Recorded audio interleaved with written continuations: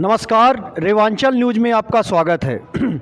Collector परिसर जिस पे लोग न्याय की आस लेके आते हैं, ये मान के आते हैं कि हम कलेक्टर के दरबार पे जाएंगे तो हमें न्याय ज़रूर मिलेगा। लेकिन क्या यहाँ लोगों को न्याय मिलता है? क्या यहाँ गरीबों अमीरों सबको सम बराबर न्याय मिलता है?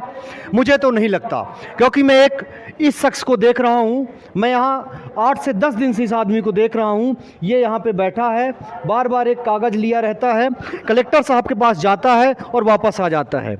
और इसके साथ उनके पिताजी भी हैं जो 94 वर्ष के हैं। अभी आज की कंडीशन में वो बीमार हो गए हैं, लेकिन उनकी कोई सुनने वाला नहीं है। आइए उनसे जानते हैं पहले कि मामला क्या है, फिर उसके बाद आपसे और चर्चा करते हैं। बताइए पूरा मामला क्या है? हमारा मामला है कि आवास योजना का पैसा है साहब, तो पड़ोसी घर नहीं बनाने दे रहे हैं।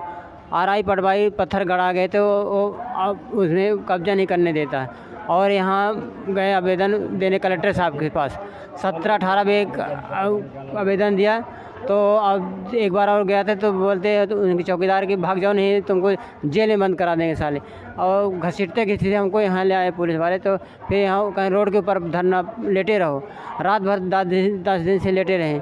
कोई माने कब्जा दिलाने का हमारे कोई निर्णय नहीं देते हैं। अब वो डेली यहीं पर पड़े जाते हैं ठंडे में। हमारे पिताजी बीमार हो गए और 94 वर्ष के हम भी बिना खाए पिए ऐसे रहते। कब तक यहाँ बैठे रहोगे? जब तक हमें निर्णय नहीं होगा साहब तो बैठे रहेंगे। हमारा यही चाहे हम पिताजी भले मर जाएं, हम क्या करें, घर नहीं है रहने के लिए, बड़ी समस्या हमारी।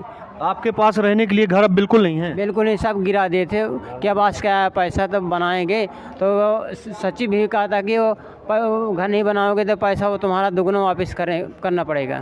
तो अभी यहाँ रहने के लिए 10 दिन में आपको यहीं पे लेटे रहे? यहीं पे लेटे रहे, रोड के ऊपर से पाए जाते हैं, कंबल दसाए। कोई व्यवस्था के लिए नहीं बोला? कोई व्यवस्था के लिए नहीं बोला साहब। तो ये देखिए 94 वर्ष के हैं, ये ऐसे यहाँ पे नहीं पड़े हैं।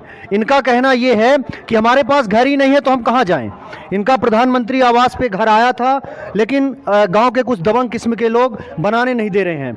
सरकार इनकी कोई मदद नहीं कर रही है।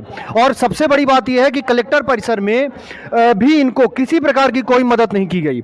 इस कड़कड़ाती ठंड में ये 10 दिनों से यहाँ पर लेटे हुए हैं ना, जबकि आप ये जानते हैं कि शहर में रैन बसेरा भी संचालित है। तो ना इनको रैन बसेरे में भेजा गया, ना इनकी किसी प्रकार की कोई ठहरने की व्यवस्था की गई।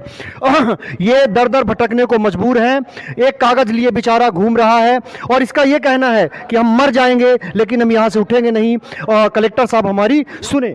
तो अब देखना होगा आगे कि कलेक्टर साहब इनकी कब तक सुनते हैं, कब उनके कान में जू रेंगती है, कलेक्टर के कान में कब खबर पहुँचेगी, ये देखना दिलचस्प होगा। तो लगातार रेवांचल न्यूज़ को देखते रहिए। तब तक के लिए धन्यवाद, नमस्कार।